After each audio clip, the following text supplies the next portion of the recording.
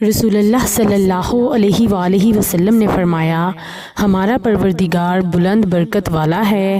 ہر رات کو اس وقت آسمان دنیا پر آتا ہے جب رات کا آخری تہائی حصہ رہ جاتا ہے۔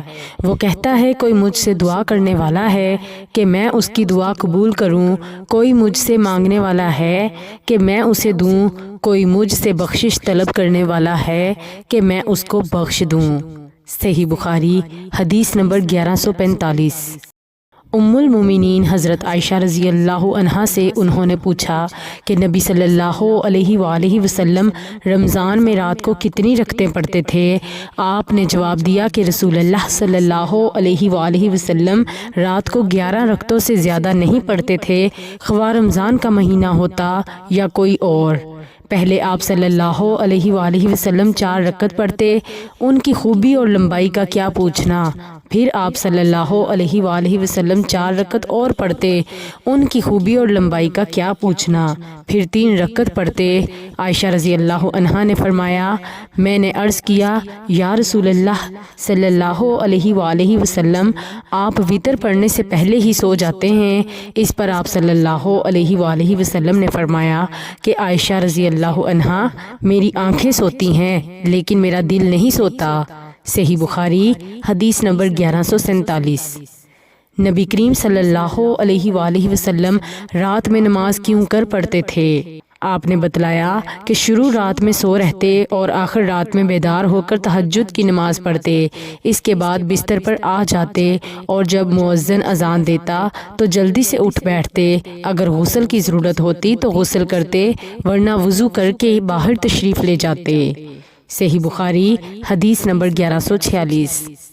محمد بن ابو عدی نے حمید سے، انہوں نے ثابت سے اور انہوں نے حضرت انس بن مالک رضی اللہ عنہ سے روایت کی کہ رسول اللہ صلی اللہ علیہ وآلہ وسلم نے مسلمانوں میں سے ایک ایسے شخص کی عیادت کی جو لاغر ہو کر چوزے کی طرح ہو گیا تھا۔ رسول اللہ صلی اللہ علیہ وآلہ وسلم نے اس سے فرمایا، کیا تم اللہ تعالیٰ سے کسی چیز کی دعا کرتے تھے یا اس سے کچھ مانگتے تھے؟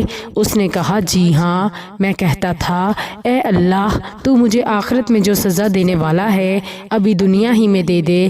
اس پر رسول اللہ صلی اللہ علیہ وآلہ وسلم نے فرمایا، اللہ پاک ہے، تم میں اس کی طاقت نہیں ہے، یا فرمایا تم اس کی استطاعت نہیں رکھتے۔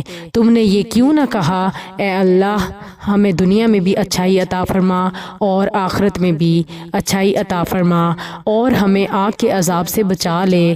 پھر آپ صلی اللہ علیہ وآلہ وسلم نے اس کے لیے اللہ سے دعا فرمائی تو اللہ نے اس شخص کو شفا عطا فرما دی۔ صحیح مسلم حدیث نمبر 6835۔ اس حدیث مبارکہ میں پیارے نبی پاک صلی اللہ علیہ وآلہ وسلم نے یہ بیان فرمایا ہے کہ ہمیں اللہ پاک سے دعا مانگنے میں جھجک محسوس نہیں کرنی چاہیے اور اللہ تعالیٰ سے ہمیں دنیا اور آخرت دونوں کی بھلائی مانگنی چاہیے، کیونکہ اللہ تعالیٰ کے پاس کسی چیز کی کوئی کمی نہیں ہے۔ ویڈیو دیکھنے والوں سے گزارش ہے کہ وہ اس ویڈیو کو صدقہ جاریہ سمجھ کر دوسروں کے ساتھ بھی شیئر کریں۔ جزاک اللہ۔